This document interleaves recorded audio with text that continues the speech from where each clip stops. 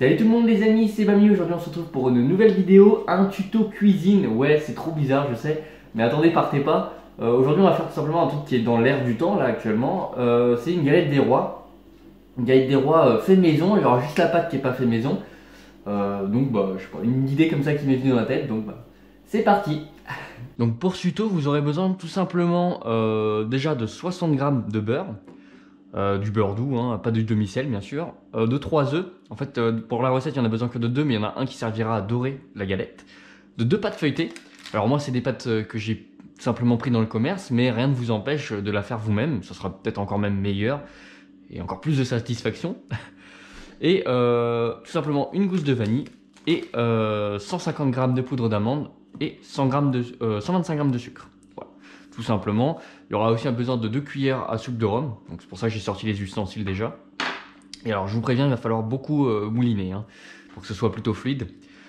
Au préalable, je vous invite à tout simplement sortir le beurre en avance parce que il faut qu'il soit un peu fondu, sinon vous allez vraiment avoir du mal à mélanger. Parce que la première étape, c'est de mélanger les 60 g de beurre avec du sucre. Donc bah, c'est pour vous dire, c'est pas fou. Donc j'ai également pris du coup. Donc vous avez le fouet, une cuillère à soupe et besoin d'un couteau. Et vous avez surtout besoin d'une balance pour avoir les mesures. Alors moi c'est une balance manuelle, donc il faut que je tare en fonction de ma vision. Mais c'est très bien, ça évite de tomber en panne de pile notamment. Alors, et bien sûr vous aurez besoin de 2 récipients. Donc un plat pour faire le mélange.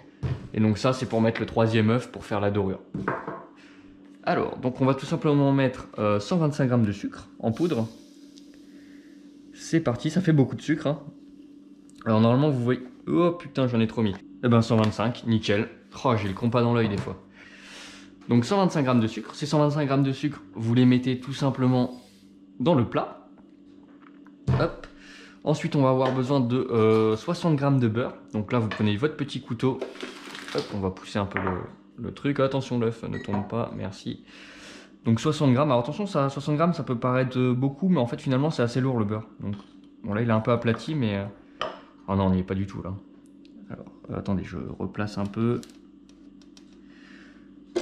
Hop, 60 g, ouais ça fait pas mal. Et ça va être la première partie du mélange, entre guillemets.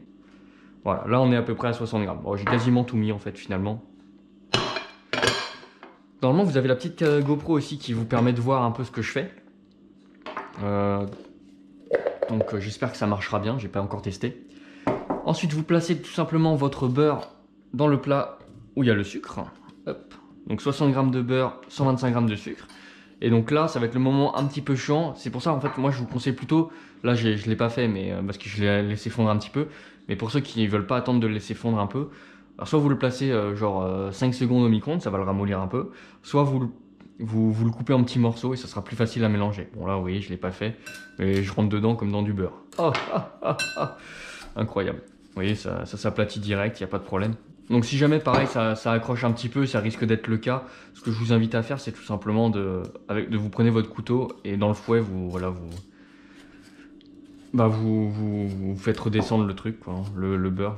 Parce qu'en fait le problème c'est qu'il s'accroche en fait dans le fouet forcément. Puis dès que ça devient des petits morceaux, etc. Puis au fur et à mesure que ça se mélange dessus, que ça accroche de moins en moins. Donc bah là, il n'y a pas trop de problème après. Hein. C'est vrai.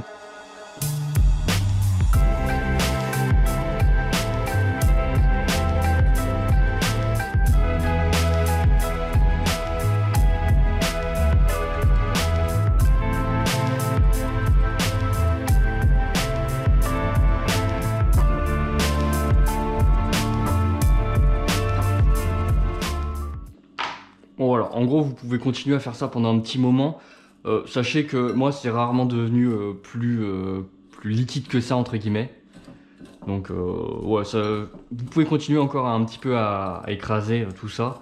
Mais sachez que ça aura du mal à être plus... À part si le beurre est liquide, mais bon dans ces cas là c'est chaud.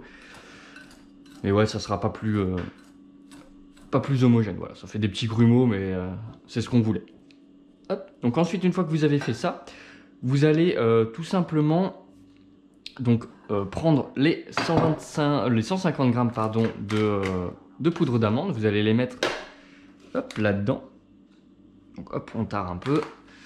Alors j'en avais déjà ouvert un la dernière fois, on va utiliser le même, donc 150 grammes. Alors il faut de la poudre d'amande, voilà, directement comme ça. Si vous prenez pas des amandes effilées ou des trucs comme ça, c'est vraiment de la poudre d'amande qu'il faut. Alors ça pareil, vous pouvez la faire vous-même, mais bon, ça existe déjà tout fait. Après, sachez qu'à chaque fois que vous faites vous-même, bah, vous gagnez un peu de... Bah, ça vous coûte moins cher, hein, tout simplement. Alors c'est marrant, il y a des morceaux. C'est le mec dégueulasse. Voilà, ouais, il faudra que j'ouvre le deuxième, c'est pas grave. Hop, donc 150 grammes, ça fait pas mal, hein. Mais c'est ce qui va faire votre pâte d'amande, hein, tout simplement. Voilà. On va mettre les petits déchets ici. Une fois que vous avez fait ça, hop, on va un peu secouer pour que ce soit homogène. On va tout simplement mettre dans notre solution, hop, directement, hein, on s'en fout. Une fois que ça c'est fait, on va tout simplement ajouter la gousse de vanille. Alors, pour ceux qui n'ont jamais vu de gousse de vanille de leur vie, ça c'est de la vanille, tout simplement. Voilà, elle est emballée dans du plastique, qui est emballé dans du plastique, qui est emballé dans du plastique. Donc c'est pas très écologique, mais une gousse de vanille c'est ça. C'est là-dedans qu'il y a le goût de la vanille. Hein. Ça sent très fort, hein, la vanille, il faut savoir. Et comment on se sert de la vanille? Il faut tout simplement, eh bien, vous prenez votre couteau, hop, on va faire ça. Voilà. Comme si vous vouliez l'ouvrir, enfin, vous l'ouvrez en deux. Voilà, ce sera mieux comme ça. Vous essayez tout simplement bah, de l'ouvrir, voilà. Et en fait, nous, ce qui nous intéresse, c'est les petites graines qui sont à l'intérieur, enfin les graines, bah, la vanille tout simplement, qui est dans la gousse. Et donc pour ça, vous allez vous munir. Attends, ici, j'ai pas réussi à couper, hein. C'est pas grave. Si c'est bon, je l'ai arraché. Vous allez tout simplement vous munir de votre couteau et vous allez commencer à gratter l'intérieur. Et en fait, à l'intérieur, il y a une espèce de petite poudre noire comme ça. Bon, ça, c'est la vanille. Donc, hop, puis vous mettez dans le plat hein, directement. Donc après, bah, je vous invite à vous laver les mains. Surtout que ça passe sous les ongles, cette merde. Hein, c'est un peu chiant. Et alors, du coup, ouais, ça fait un peu bizarre parce que vous avez plein de morceaux noirs dans le... On dirait que c'est comme de la pourriture ou des insectes. Mais en fait, non, non, c'est vraiment la vanille. Voilà, alors je vais tout simplement vous montrer ce que ça donne. Donc voilà un petit peu le mélange qu'on a pour l'instant. Je vous invite à mélanger un petit peu la vanille aussi. Ensuite, on va tout simplement avoir besoin donc des 2 cuillères de rhum. Alors attention, pas de rhum arrangé, pas de choses comme ça. Hein. Il faut du rhum plutôt nature. Après, vous pouvez mettre du rhum arrangé. Hein. Disons que c'est pas très grave, mais ça risque tout simplement bah, de changer un peu le goût. Après, ça peut être original aussi. Hein. Hop, donc 2 petites cuillères. Touc. Hop. Je vous invite à pas le faire au-dessus de votre mélange parce que si jamais vous en mettez trop, vaut mieux que ça tombe dans le récipient que vous ne servez pas plutôt que dans votre galette parce qu'après si c'est trop alcoolisé, c'est pas bon. Donc ça c'est bon. Ensuite on va avoir besoin des 2 œufs. Alors pour casser un œuf, j'en vois beaucoup qui font le long d'un plat. Non, faites-le à plat, ça marchera beaucoup mieux normalement. Bon, comme par hasard je dis ça, je l'ai éclaté mais de la mauvaise façon. On va réitérer, on va voir. Le deuxième. Voilà, et là ça se casse vraiment en deux, tout simplement. Bon là je l'ai fait un peu fort, mais c'est l'idée. Ensuite, donc vous allez prendre votre fouet, et bah là c'est parti. On mélange, on mélange, on mélange. Pas besoin de mélanger l'œuf au préalable, de toute façon il va se mélanger avec votre solution. Hein. Je dis une solution, mais une solution c'est pareil que c'est plutôt pour les liquides. Votre préparation, voilà, c'est ça le terme. Bon, je suis pas cuisinier. Hein. Et donc là, c'est le moment un peu chiant. Il faut mélanger jusqu'à ce que ce soit plutôt homogène et liquide. Après, ce sera jamais vraiment liquide. Hein. C'est une pâte, hein. Pâte d'amande. Donc, forcément, mais tant que vous voyez un peu le beurre qui reste, ou bah, vous continuez. Déjà, ça sent bon. Ça sent très très bon. Au niveau des dosages, bah, c'est ce que j'ai trouvé de meilleur sur internet, après avoir fait plusieurs essais. C'est vraiment ce qu'il y a de mieux. Ça fait déjà 1 an et demi que je fais cette recette, j'ai pas de problème. Tout le monde à qui je la fais goûter bah, me dit que c'est pas mal. C'est très bien même. C'est pas trop sucré, on sent bien la frangipane. Et vu que c'est mon gâteau préféré, hein, la galette des rois, j'avoue que c'est plutôt bon. Alors ça fait mal au bras hein, par contre, hein, parce que c'est pas liquide quoi. Bon, je suis pas gaucher mais c'est pas grave. Si jamais vous avez un frigo qui est assez grand, je vous invite à mettre la plaque du four directement dans le frigo. Mais il faut que ça puisse rentrer, moi ça rentrera pas, donc je vais tout simplement le faire sur la table et puis je déplacerai en faisant très attention ma galette. C'est très flasque.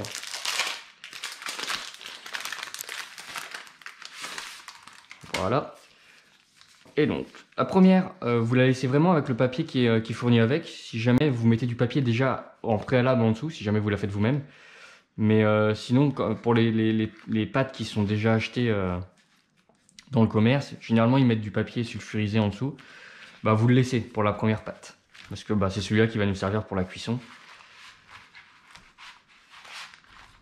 Mais pour la deuxième, il faudra le retirer, mais je vais vous montrer après. Et donc là, on passe aux choses sérieuses. Hop. Voilà. Il va falloir tout simplement étaler la solution sur notre galette. Alors, donc on va tout simplement... Alors là, c'est un peu barbare. Moi, je fais ça comme ça. On va tout simplement l'étaler sur notre galette. Alors là, c'est une galette pour 8. Hein. Alors, c'est 8 parts en gros. Vous pouvez en faire plus. Mais dans l'idée, c'est 8 parts. 8 parts convenables.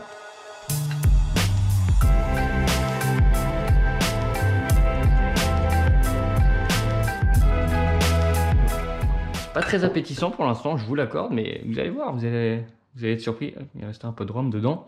Et là, le but, ça va être d'étaler. Alors attention à ne pas trop aller sur le bord. Parce qu'après, ça aura tendance, quand vous allez la refermer, à couler en dehors. Alors c'est pas très grave, mais quand la frangipane sort et que vous le mettez au four, si elle dépasse, en fait, elle a tendance à brûler. Comparé à la pâte qui, elle, va gonfler. Enfin... Donc quand elle est à l'intérieur, il n'y a pas de problème. Par contre, dès que ça touche l'extérieur, ça a tendance à brûler. Donc attention quand vous étalez, c'est pas grave. Mais bon, si vous voulez pas avoir des bords noirs, c'est mieux. Donc voilà, on étale comme une bonne pizza. Oh oui, là j'ai...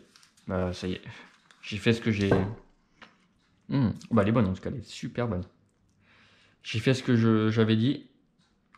J'en ai foutu un peu dehors. C'est pas grave. C'est pas grave du tout. Voilà. C'est à ce moment-là que vous placez votre fève. Alors là, j'en ai pas sous la main, donc je vais pas en mettre. Mais c'est à ce moment-là que vous placez votre fève. Alors attention à ce que vous mettez. Mettez pas des trucs en ferraille et tout, parce que si jamais vous devez réchauffer votre galette au micro-ondes, bah, ça va exploser. Donc je déconseille. Hop. Voilà. Et alors là, c'est le moment plaisir. Voilà. Ensuite, une fois que ça c'est fait, vous allez ouvrir tout simplement votre deuxième pâte. Et alors oui, je vous assure, elle est très bonne. Très très bonne la pâte. Alors pour la deuxième, c'est un petit peu particulier. Il va falloir retirer tout simplement le papier. Mais alors c'est encore plus particulier que ça, étant donné que cette fois, il va falloir vraiment de la concentration. Parce qu'en fait, une fois que la pâte est posée sur l'autre, pour la retirer, c'est impossible. Vous allez tout déchirer et tout. Et il ne faut pas que ça soit troué. Donc c'est le moment un petit peu délicat de la procédure. C'est pas dur, mais disons que vous avez qu'un essai. Donc il ne faut pas se foirer. Et alors souvent, le problème qui se pose... Putain, je galère. Souvent, le problème qui se pose, c'est que les dimensions ne sont pas exactement les mêmes. Parce que vous avez... vous savez, vous pouvez l'étirer, la pâte. Donc forcément, là, par exemple, quand je la déroule, c'est possible qu'elle s'étire un peu. Et d'ailleurs, elle colle vachement. Et donc, bah, elles ne font pas forcément les mêmes dimensions. Du coup, quand vous allez la reposer par-dessus, ça ne sera pas forcément folichon. Moi, ce que je vous invite à faire, c'est que pour l'instant, vous gardez... Hop, attendez, on va faire ça bien. Vous vous mettez dans le sens qui vous arrange le plus. Et tout simplement, vous prenez... Hop. Vous laissez encore le papier, hein, dessus. De toute façon, on va le retirer sur la fin. Et après, il suffit d'aligner. Enfin, il suffit, c'est plus facile à dire qu'à faire. Ah bah, loupé. Bon. Attendez. Le mieux, c'est d'être deux, hein, mais bon, je suis tout seul. C'est pas fou. Vous posez par-dessus. Voilà. Puis, si vous pensez que c'est bon, hop, on va tirer un peu. Voilà. Bon, c'est pas parfait là, mais bon, ça ira. Vous retirez tout simplement le papier. Oui, et voilà. Donc ça, c'est posé par-dessus. Ensuite, il va falloir tout simplement refermer les bords. Là, c'est le parti un petit peu modelage. Donc pour refermer, vous prenez tout simplement les côtés. Hop. Bon là, ça dépasse un peu, c'est pas grave. Prenez les côtés et hop, vous remettez par-dessus. Ça, c'est la première étape pour refermer. Pour l'instant, vous appuyez pas, juste vous faites la forme, voilà, vous mettez par-dessus. Même là, quand la deuxième passe par-dessus la première, et ben hop, c'est pas grave, vous rabattez quand même. Moi, c'est ce que je fais.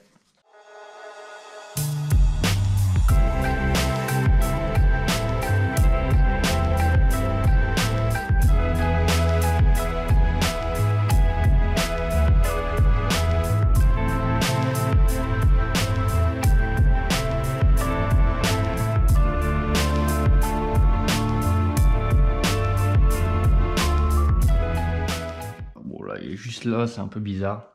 C'est pas grave. Ensuite, dernière petite étape, vous reprenez votre couteau. Hop. Et alors là, c'est le moment en fait qui est satisfaisant, mais attention à pas trouer la pâte. Sinon la frangipane, quand ça va cuire, peut ressortir. Donc vous allez tout simplement faire des rainures. En fait, vous pouvez écrire ce que vous voulez, etc. Mais attention, c'est très fragile la pâte feuilletée, crue. Moi, je vais faire juste des rainures classiques. Hein. Mais vous écrivez ce que vous voulez, vous faites ce que vous voulez. Hein. Mais attention, vous n'appuyez pas, hein, juste vous passez le couteau. Vous savez, ça va faire les trucs là, comme dans les dessins animés, comme à la boulangerie. Bon, c'est pas droit, mais bon, c'est ma spécialité, les trucs pas droits. C'est bizarre comme phrase. Alors là, c'est pas fini. Prochaine étape, vous allez tout simplement utiliser votre dernier œuf. Donc pareil, vous vous rappelez de ma technique hein, pour le casser. Bon, loupé. Bon, ça marche, faut le coup de main. Hein, voilà. Ça marche, hein, mais faut le coup de main quand même. Vous allez tout simplement prendre votre petit fouet. C'est pas grave s'il y a de la pâte. Hein. Bon, le mieux c'est si c'est lavé. Mais, hop, vous le battez jusqu'à ce qu'il soit homogène. Bah, jusqu'à ce qu'il soit battu en fait. Alors donc ça, si vous avez, c'est magnifique. Une fois que c'est fini de battre l'œuf, vous allez tout simplement plonger votre pinceau dans la solution. Attention à pas trop en mettre non plus. Et ensuite, vous allez étaler par-dessus tout simplement la galette. Et donc ça va servir à dorer la galette, tout simplement. Une fois que ça, ce sera fait, vous la placerez au frigo. Alors attention, c'est assez flasque, hein, vous voyez, c'est très flasque. Donc quand vous la portez, faites super attention. C'est pour ça, si vous pouvez la mettre en amont sur la plaque de four et que vous pouvez rentrer la plaque de four au frigo, bah c'est cool. Mais moi, je peux pas le faire, ça rentre pas. Et donc une fois que c'est fait, la dorure, vous placez tout simplement au frigo pendant une demi-heure. Et normalement, une fois que la pâte repose et ça aère un peu, ça aère lol. Faut que ça repose quoi, entre guillemets. Attention à pas trop en mettre non plus, faut pas que ça grille. Et ce que je vous invite à faire, c'est surtout, n'hésitez pas à en mettre sur les bords, parce que les bords sinon ils vont pas dorer. Et ce serait dommage d'avoir des bords qui sont pas dorés quand même.